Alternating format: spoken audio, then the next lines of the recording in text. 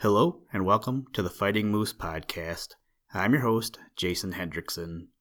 This is a podcast where I retell stories, some fictional and some historical, that can be enjoyed by people of all ages. Today, we revisit our old friend Thornton W. Burgess and we read the story Reddy Fox Goes Fishing from the book Old Mother West Wind. This summer, my son and I did some fishing.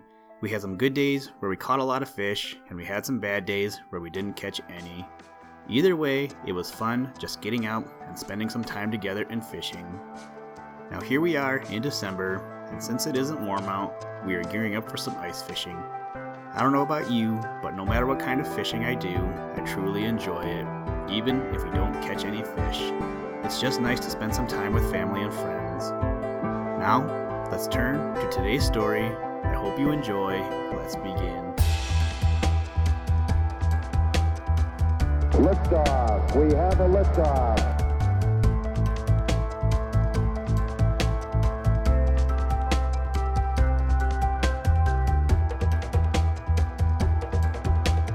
We choose to go to the moon in this decade and do the other things, not because they are easy, but because they are hard.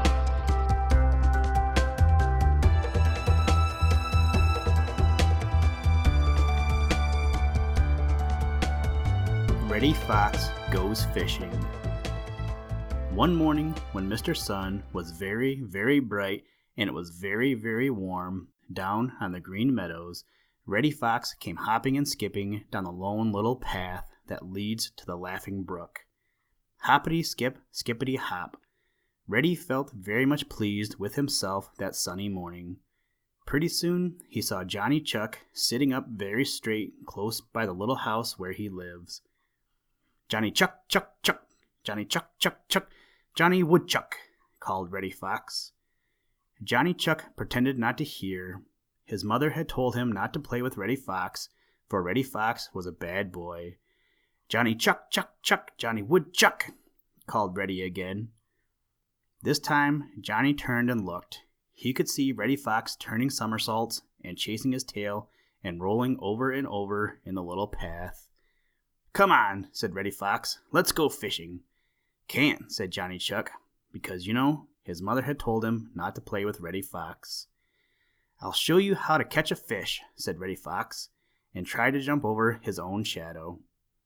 "Can't," said good little Johnny Chuck again, and turned away so that he couldn't see Reddy Fox chasing butterflies and playing catch with field mice children. So Reddy Fox went down to the Laughing Brook all alone. The brook was laughing and singing on its way to join the big river. The sky was blue and the sun was bright. Reddy Fox jumped on the big rock in the middle of the Laughing Brook and peeped over the other side. What do you think he saw? Why, right down below in a dear little pool were Mr. and Mrs. Trout and all the little trouts. Reddy Fox wanted some of these little trouts to take home for his dinner, but he didn't know how to catch them. He lay flat down on the big rock and reached way down into the dear little pool, but all the little trouts laughed at Reddy Fox, and not one came within reach. Then Mr. Trout swam up so quickly that Reddy Fox didn't see him coming and bit Reddy's little black paw hard. "Ouch!" cried Reddy Fox, pulling his little black paw out of the water. And all the little trouts laughed at Reddy Fox. Just then along came Billy Mink. "Hello, Reddy Fox," said Billy Mink. "What are you doing here?" "I am trying to catch a fish," said Reddy Fox. "Pooh, that's easy," said Billy Mink. "I'll show you how." So Billy Mink lay down on the big rock side of Reddy Fox and peeped over into the dear little pool where all the little trouts were laughing at Reddy Fox and having such a good time. But Billy Mink took care, such very great care, that Mr. Trout and Mrs. Trout should not see him peeping over into the dear little pool. When Billy Mink saw all those little trouts playing in the dear little pool, he laughed. "You count 3, Reddy Fox," said he, "and I'll show you how to catch a fish." "1, said Reddy Fox. 2, 3. Splash! Billy Mink had dived headfirst into the dear little pool. He spattered water way up onto Reddy Fox, and he frightened old Mr. Frog so that he fell over backwards off the lily pad where he was taking a morning nap right into the water. In a minute, Billy Mink climbed out on the other side of the dear little pool, and sure enough, he had caught one of the little trouts. "Give it to me," cried Reddy Fox. "Catch one yourself," said Billy Mink. "Old Grandpa Mink wants a fish for his dinner, so I'm going to take this home. You're afraid, Reddy Fox. Fraidy cat, fraidy cat." Billy Mink shook the water off of his little brown coat, picked up the little trout, and ran off home. Reddy Fox lay down again on the big rock and peeped into the dear little pool. Not a single trout could he see. They were all hiding safely with Mr. and Mrs. Trout. Reddy Fox watched and watched. The sun was warm, the Laughing Brook was singing a lullaby, and what do you think? Why, Reddy Fox went fast asleep on the edge of the great big rock. By and by, Reddy Fox began to dream. He dreamed that he had a nice little brown coat that was waterproof, just like the little brown coat that Billy Mink wore. Yes, and he dreamed that he had learned to swim and to catch fish just as Billy Mink did.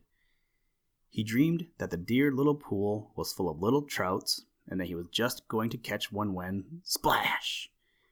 Reddy Fox had rolled right off of the big rock into the dear little pool. The water went into the eyes of Reddy Fox, and it went up his nose, and he swallowed so much that he felt as if he never would want another drink of water. And his beautiful red coat, which old Mother Fox had told him to be very, very careful of because he couldn't have another for a whole year, was oh so wet. And his pants were wet, and his beautiful bushy tail, of which he was so proud, was so full of water that he couldn't hold it up, but had to drag it up the bank after him as he crawled out of the dear little pool. "Ha ha ha!" laughed Mr. Kingfisher, sitting on a tree. "Ho ho ho!" laughed old Mr. Frog, who had climbed back on his lily pad. "Hee hee hee!" laughed all the little trouts and Mr. and Mrs. Trout, swimming round and round in the dear little pool. "Ha ha ha! Ho ho ho! Hee hee hee!" laughed Billy Mink, who had come back to the big rock just in time to see Reddy Fox tumble in. Reddy Fox didn't say a word, he was so ashamed. He just crept up the lone little path to his home, dragging his tail all wet and muddy behind him, and dripping water all the way. Johnny Chuck was still sitting by his door, as his mother had told him to. Reddy Fox tried to go past without being seen, but Johnny Chuck's bright little eyes saw him. "Where are your fish, Reddy Fox?" called Johnny Chuck. "Why don't you turn somersaults and jump over your shadow and chase butterflies and play with the little field mice, Reddy Fox?" called Johnny Chuck. But Reddy Fox just walked faster. When he got almost home, he saw old Mother Fox sitting in the doorway with a great big switch across her lap. For Mother Fox had told Reddy Fox not to go near the Laughing Brook. And this is all I'm going to tell you about how Reddy Fox went fishing.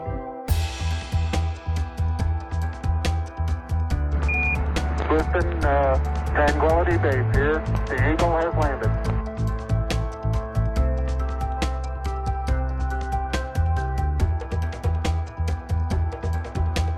That's one small step for man, one giant leap for mankind.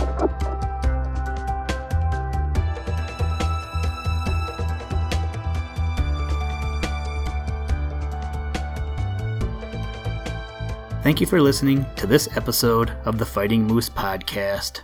Please join us next time as we read another exciting story. Today's music was provided by the artist Analog by Nature, and the audio clips were provided from NASA.